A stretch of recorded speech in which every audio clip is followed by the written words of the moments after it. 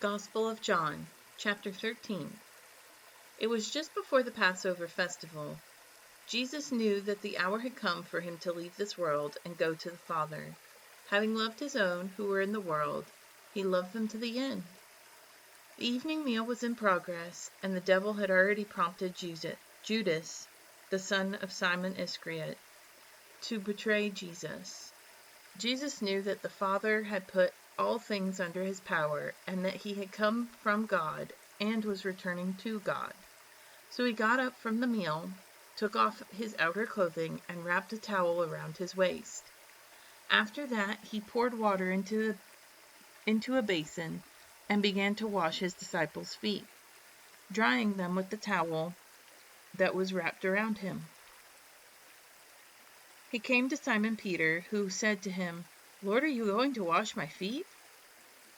Jesus replied, "You do not realize now what I am doing, but later you will understand." "No," said Peter, "you shall never wash my feet." Jesus answered, "Unless I wash you, you have no part with me." "Then, Lord," Simon Peter said, "not just my feet, but my hands and my head as well." Jesus answered, "Those who have had a bath need only to wash their feet. Their whole body is clean, and you are clean, though not every one of you." For he knew who was going to betray him, and that was why he said not everyone was clean. When he had finished washing their feet, he put on his clothes and returned to his place. "Do you understand what I have done for you?" Jesus asked them. "You call me teacher and Lord, and rightly so, for that is what I am. Now that I, your Lord and teacher, have washed your feet, you also should wash one another's feet. I have set you an example that you should do as I have done for you. Very truly I tell you, no servant is greater than his master, nor is a messenger greater than the one who sent him. Now that you know these things, you will be blessed if you do them.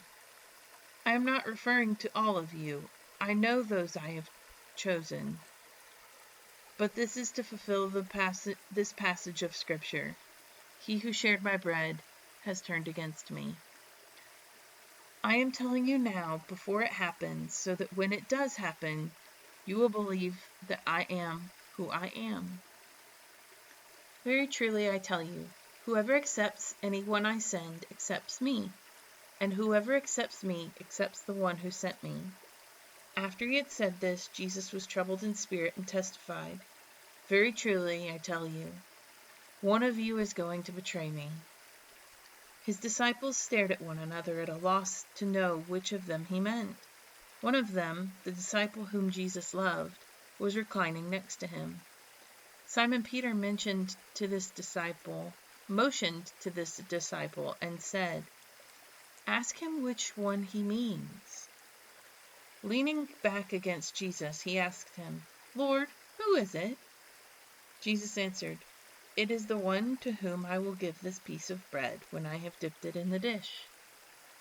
Then, dipping the piece of bread, he gave it to Judas, the son of Simon Iscariot. As soon as Judas took the bread, Satan entered into him. So Jesus told him, "What you are about to do, do quickly." But no one at the meal understood why Jesus said this to him. Since Judas had charge of the money, some thought Jesus was telling him to buy what was needed for the festival, or to give something to the poor. As soon as Judas had taken the bread, he went out, and it was night. When he was gone, Jesus said, "Now the Son of Man is glorified, and God is glorified in him. If God is glorified in him, God will glorify the Son in himself, and will glorify him at once. My children, I will be with you only a little longer. You will look for me, and just as I told the Jews, so I tell you now, where I am going, you cannot come.